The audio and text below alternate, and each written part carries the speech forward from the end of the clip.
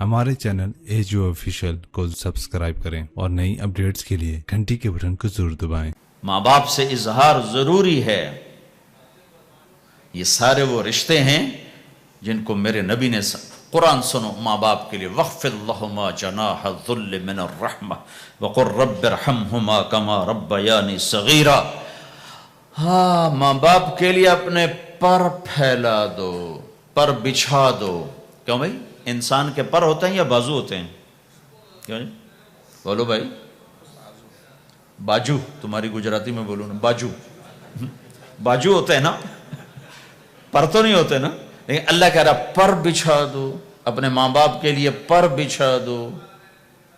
पर बिछाने का क्या मतलब? मैं बताया करता हूं कि इस आयत को किसी तफसीर से मैं नहीं समझा, ना कोई तफसीर वाला ये तफसीर की तरफ जाएगा। ये जो मेरा कॉलेज का एक दौर है, एक तबलीग का दौर है। कॉलेज दौर में जब हमारे गांव के करीब दरियाए रावी है, उसके किनारे जंगल था बहुत बड़ा, उसमें हम शिकार खेलने जाते थे। एक एक हफ्ता जंगल में पड़े रहते थे, तो साथ खाने का सामान, साथ सारे हशम खदम, और एक एक हफ्ता हम शिकार करते। तो वो तीतर को लगता था ना छरा, वो छरे लगते थे तो गिरता था, तो यूं उसके पर यूं हो जाते थे। मेरे आंखों के सामने वो तीतर नजर आ रहे हैं, वो यूं ऐसे गिरते थे और यूं गर्दन टेढ़ी होती थी। और इसका मतलब ये होता था कि अब मैं तेरे बस में हूं, ज़बा कर या छोड़ दे, मेरा बस खत्म हो चुका। तो आय हाय हाय, कुर्बान जाऊं कुरान की खूबसूरती पर। मेरा रब कहता है अपने परों को बिछा दे माँ बाप के आगे, जैसे जख्मी परिंदा तेरे आगे बिछ जाता है कि ज़बा कर दो साहब, भून के खा या कबाब बना के खा, अब तेरे हवाले हूं। ऐसे ही माँ बाप के आगे यूं हो जा। क्या खूबसूरत ताबीर की है। ला तक़ुल लहुमा उफ़, ऊं भी न कर। आपने फरमाया काश मेरे वालिदैन होते। तमन्ना की। 2 महीने के थे माँ के पेट में तो बाप का इंतकाल हो गया, या और नहीं तो मेरी माँ तो होती, मेरी माँ तो होती।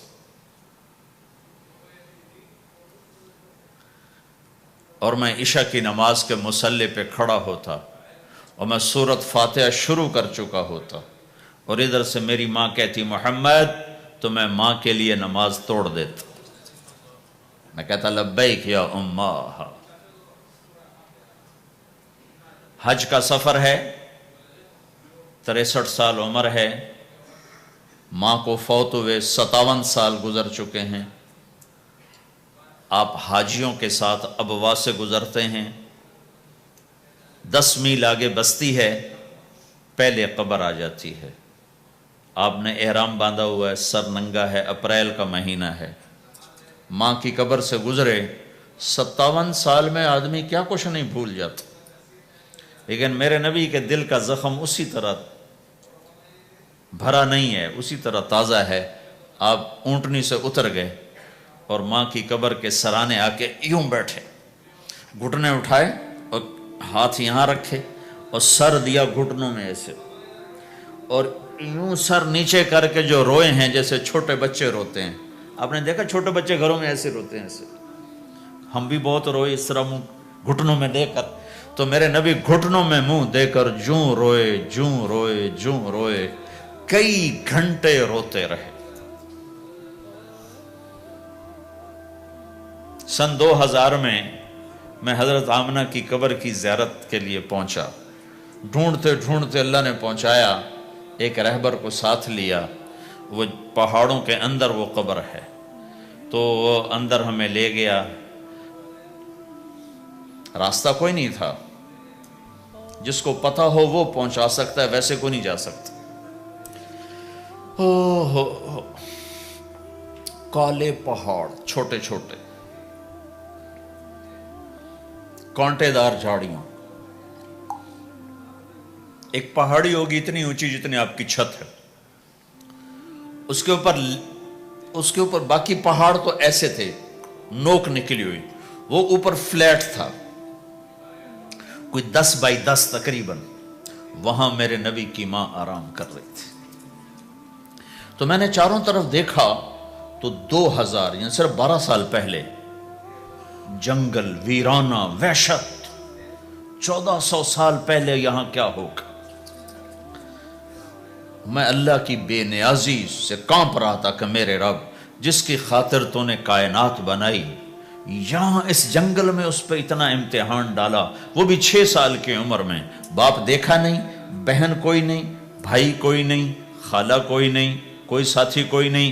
3 دن بعد یہ موت آتی تو مکے میں آتی تو کئی سینے سے لگاتے، 3 دن پہلے یہ موت آتی تو مدینے میں آتی، کئی سینے سے لگاتے، مدینے سے بھی نکالا اور مکے سے بھی دور کیا، اور جنگل کے اندر صرف 25 سال کی عمر میں اما آمنہ رضی اللہ تعالیٰ عنہ پہ موت نے وار کیا، اور اللہ کے نبی گھبرا گئے۔ 6 سال کے بچے کو سمجھ میں نہیں آ رہا کہ یہ کیا ہو رہا ہے۔ حضرت آمنہ بول نہیں پا رہے، مجھے لگتا ہے غالباً ہارٹ اٹیک ہوا ہوگا۔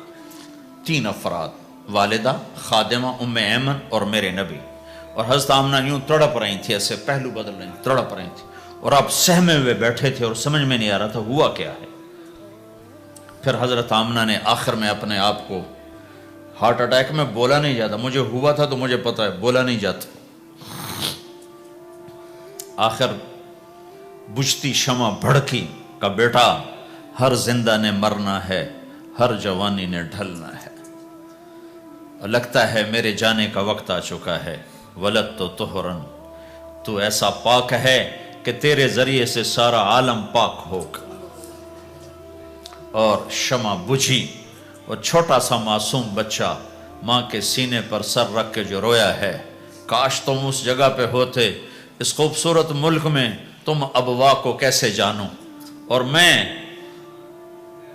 تمہیں کیسے بتاؤں۔ میں ہزاروں دفعہ یہ قصہ سنا چکا ہوں، مجھے ہر دفعہ رونا آتا ہے کہ میں وہاں اپنے آپ کو محسوس کرتا ہوں کہ ہائے، یہاں اس جگہ اتنا بڑا امتحان، اور صرف 6 برس کا، کون وہاں قبر بنانے آیا؟ کوئی گزرے ہوں گے، ویسے تو کسی کے بس میں نہیں وہاں قبر بنانا۔ جب پہاڑ سے نیچے اترے تو ہمارے نبی پھر بھاگے۔ جب ام ایمن اوپر پہنچی ہیں تو کیا منظر تھا کہ ابوا کے پہاڑ بھی روئے، اور زمین آسمان بھی روئے، اور ہر پتھر رویا کہ 6 سال کا معصوم بچہ 2 جہان کا سردار ہے، جنت کا چابی بردار ہے، اللہ کا جھنڈا ان کے ہاتھ میں ہوگا، شفاعت ان کی کہ طفیل حساب ہوگا، ان کی شفاعت کے ساتھ پل پار ہوگا، ان کے صدقے جنت کا دروازہ کھلے گا، ان کے صدقے جنت میں داخلہ ہوگا، ان کے صدقے گناہوں کی معافی ہوگی۔ اور اتنی بڑی ہستی والضحیٰ واللیل اذا سجا کا ٹائٹل لینے والا، وما ارسلناک الا کافۃ للناس بشیرا ونذیرا کا ٹائٹل لینے والا، 6 سال کا بچہ، مجھے دیکھو ماں کی قبر کو سینے سے لگایا ہوا تھا، اور اس کے اوپر لیٹے ہوئے تھے۔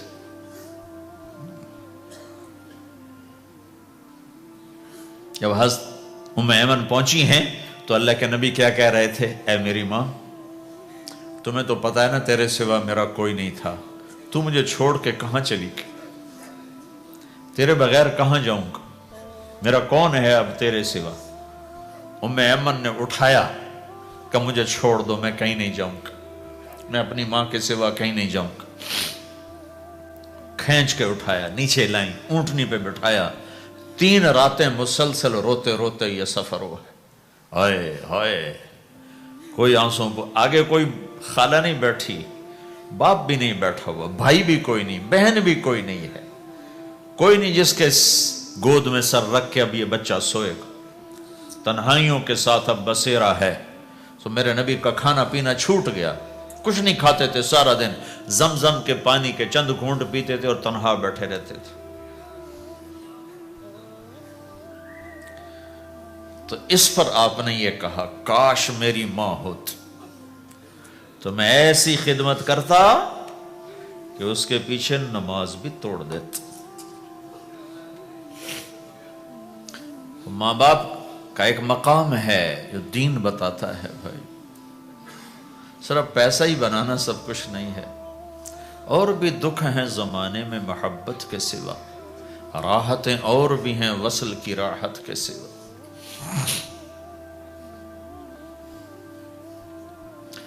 ماں باپ کا ایک مقام ہے، ان کو مقام دو، لیکن ماں کی وجہ سے بیوی پہ ظلم نہ کرو، بیوی کے عشق میں ماں پہ زیادتی نہ کرو۔ یہ گھر کی معاشرت ہے، یہ گھر کی زندگی ہے۔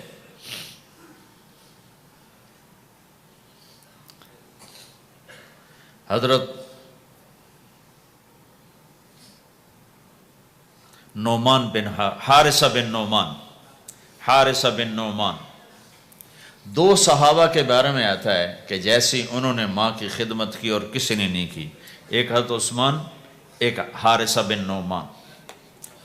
حارثہ بن نعمان کے بارے میں تو آپ نے کہا میں جنت میں گیا تو میں نے قرآن کی تلاوت سنی، تو میں نے کہا یہ کون تلاوت کر رہا ہے؟ کہا جی حارثہ۔ کہا حارثہ تو مدینے بیٹھا ہے، یہاں تلاوت کیسے؟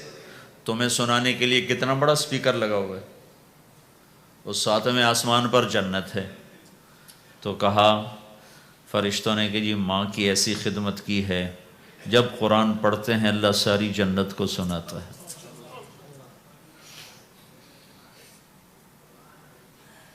تو جن کے والدین یہاں ساتھ ہیں وہ انہیں غنیمت جانو، ان کی خدمت کرو۔ کبھی عرش پر، کبھی فرش پر، کبھی ان کے در، کبھی در بدر، غم عاشقی تیرا شکریہ میں کہاں کہاں سے گزر گیا۔ کبھی راستوں میں تنہا، کبھی ہوں ورود صحرا، میں جنوں کا ہم سفر ہوں، میرا کوئی گھر نہیں ہے۔